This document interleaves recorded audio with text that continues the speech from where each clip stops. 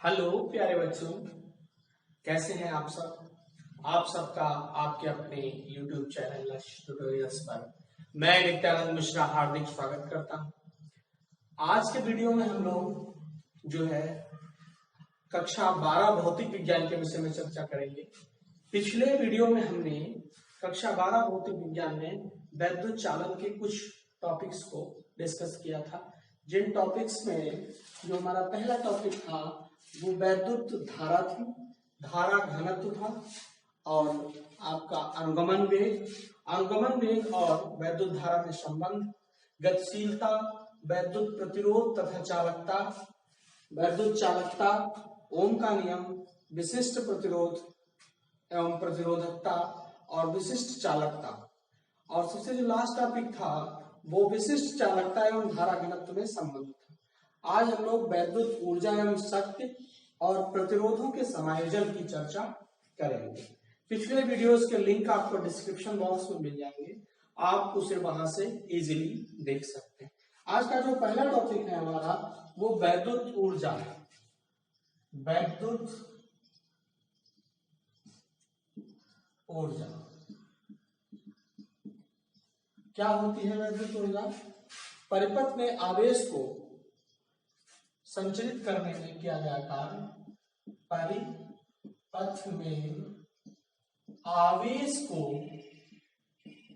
संचरित या स्थानांतरित करने में किया गया कार्य वैद्युत ऊर्जा के रूप में संचित हो जाता है, संचित हो जाता है। हम मान लेते हैं कि माना Q आवेश को V विभवांतर द्वारा त्वरित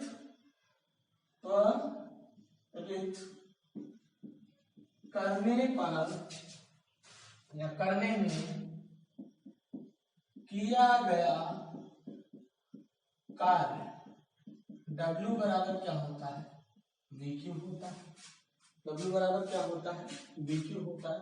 और हम जानते हैं ओम के नियम से कि विभवांतर अगर V है तो I और R के पदों में भी लिखा जा सकता है।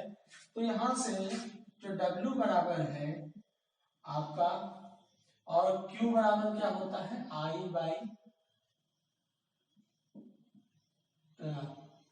I into T. तो ये हम वैल्यूज रख देंगे, ये I R हो जाएगा। स्मॉल r हम लेते हैं यहाँ पे I R और यहाँ पे क्या हो जाएगा? I T। W बराबर I स्क्वायर आर टी एक पद आ गया। क्या आया? W बराबर I square R T.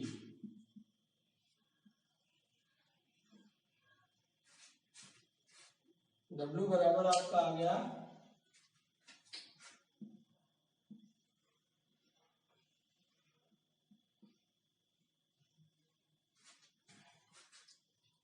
I square R T.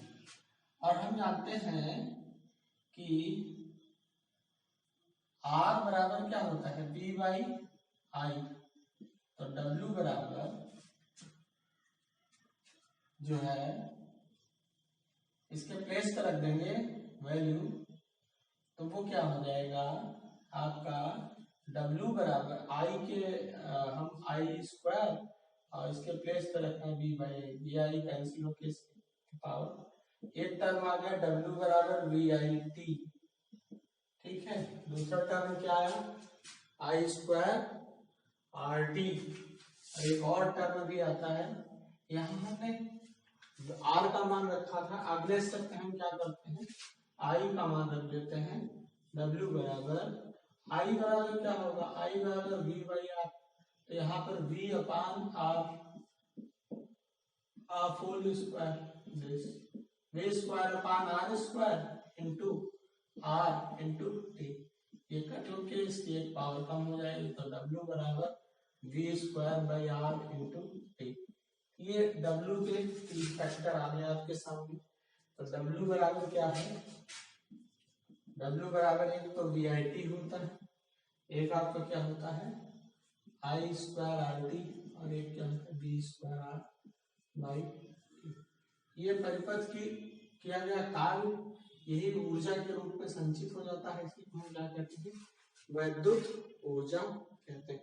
ये ऊर्जा आपको ध्यान रखनी है, ये जो हमने डेरिवेशन किया, ये ऊर्जा किसमें होती है, जूल में होती है। किसमें होती है, जूल में होती है।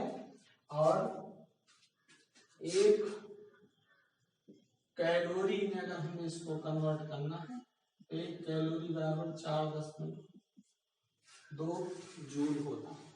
क्या होता है, एक कैलोरी बराबर 4.2 जूल होता है।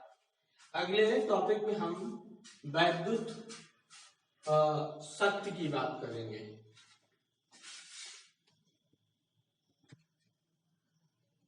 अब हम लोग वैद्युत शक्ति को डिस्कस करेंगे। वैद्युत शक्ति क्या होती है, किसी वैद्युत परिपथ में ऊर्जा क्षय होने की दर को हम क्या कहते हैं, वैद्युत शक्ति कहते हैं। शक्ति, वैद्युत शक्ति को हम P से डिनोट करते हैं, और P बराबर क्या होती है, ऊर्जा या कार्य, ठीक है, ऊर्जा या कार्य जो कुछ भी कह लीजिए, और बटा समय। सूत्र होता है P बराबर W/T। इसका मात्रक क्या होता है, मात्रक इसका होता है वाट। चूंकि बेटा वैद्युत ऊर्जा का जो सूत्र होता है, वैद्युत ऊर्जा का सूत्र क्या होता है, E बराबर या U बराबर जो कुछ भी आप लिखिए, अभी आपने पढ़ा U बराबर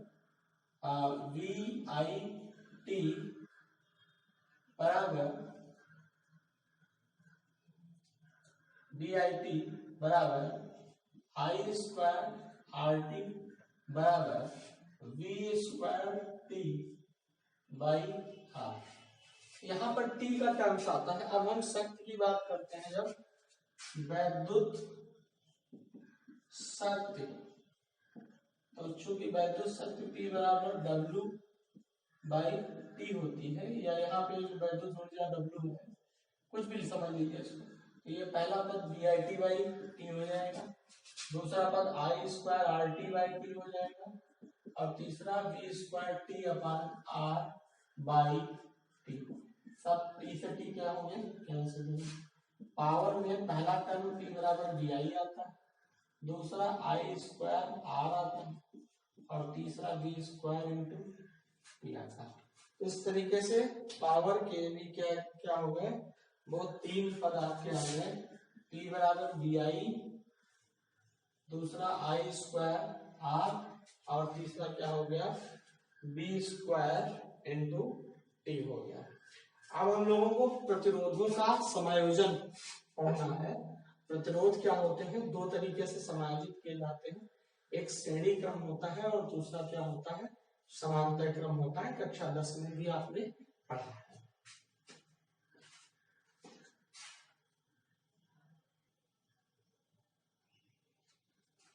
अब हम लोग प्रतिरोधों के समायोजन की चर्चा करेंगे।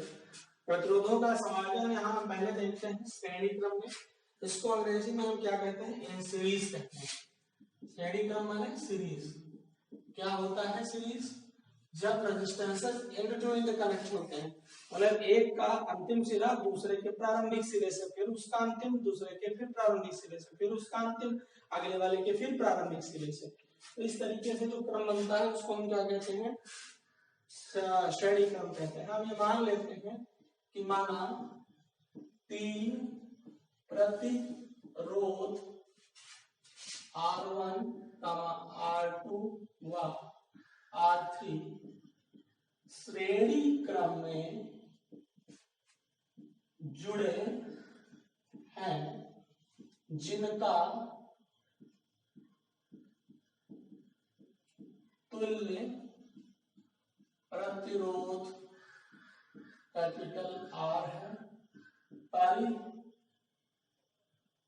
पथ में प्रवाहित धारा आई तथा दिया गया कुल विभव कितना है, V है।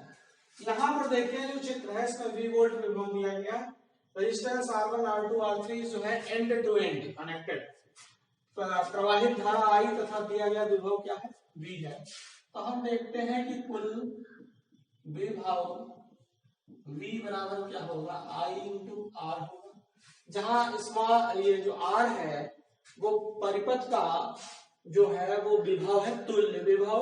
तुल्य का मतलब होता है जैसे 1 2 3 लगा करके जितना हम काम ले रहे हैं, जितना हम एनर्जी ले रहे हैं उसको हटा करके हम केवल एक काम लगा दें। जैसे 10 मजदूर जितना काम कर रहे हैं उनको हटा करके एक मशीन लगा दी जाए तो मशीन की जो वर्किंग कैपेसिटी है उसका जो इक्विवेलेंसी है वो 10 आपके जो लेबर्स है उनके इक्वल है। तो कुल विभव V बराबर IR होगा। इसी तरीके से पहले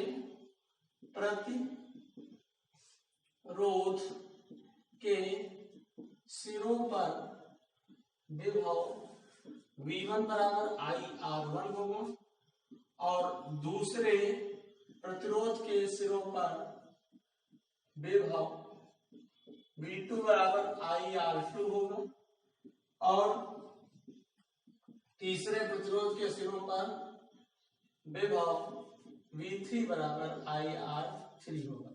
तो अब हम इसको क्या करेंगे, अब हम इसको कन्वर्ट करेंगे कि जो अलग अलग विभव होता है, हमें लीड लाइन याद रखनी है कि श्रेणी क्रम में जो विभव होता है उसका विभाजन होता है, श्रेणी क्रम में धारा का विभाजन नहीं होता है। धारा का विभाजन होने का तात्पर्य है धारा I यहां से चल करके I ही R1 R2 और R3 में प्रवेश करेगी और उससे बाहर आएगी। यहाँ पर धारा का कहीं विभाजन नहीं हो रहा है, तो हम ऐसे लिखेंगे विभाजन किसका हो रहा है, विभव का।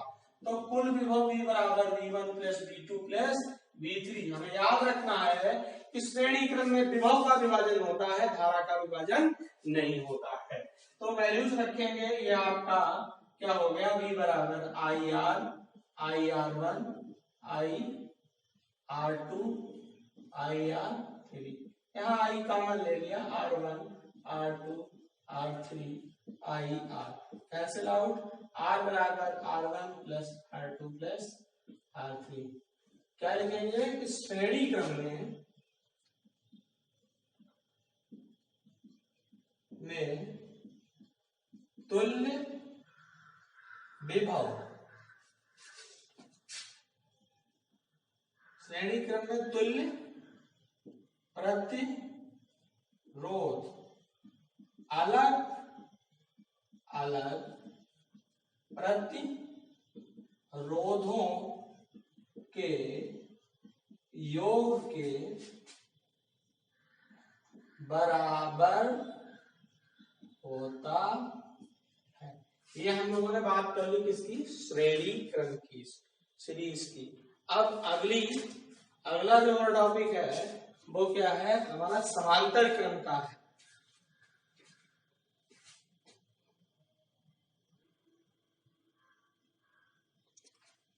तो अब हम लोग जो है प्रतिरोधों के समायोजन में समांतर क्रम की चर्चा करेंगे। समांतर क्रम क्या होता है, जब कई प्रतिरोधों के सिरे एक बिंदु पर, जैसे यहाँ पर 1 2 3 प्रतिरोध है, इनके एक सिरा इधर और दूसरा सिरा क्या है इस बिंदु पर, हम मान लेते हैं एक बिंदु क्या है AB, ए है दूसरा B पर जुड़े हो, तो इस प्रकार का जो क्रम बनता है वो क्या है, समांतर क्रम कहलाता है। ये आपका B वोल्ट विभवांतर दिया गया है, ये की लगी हुई है, कुंजी है, यहाँ से धारा आई प्रवाहित होगी, बिंदु A पर धारा का विभाजन हो जाएगा और धारा प्रतिरोध R1 R2 और R3 के संगत बहेगी। ठीक है, हम ये लिखते हैं कि माना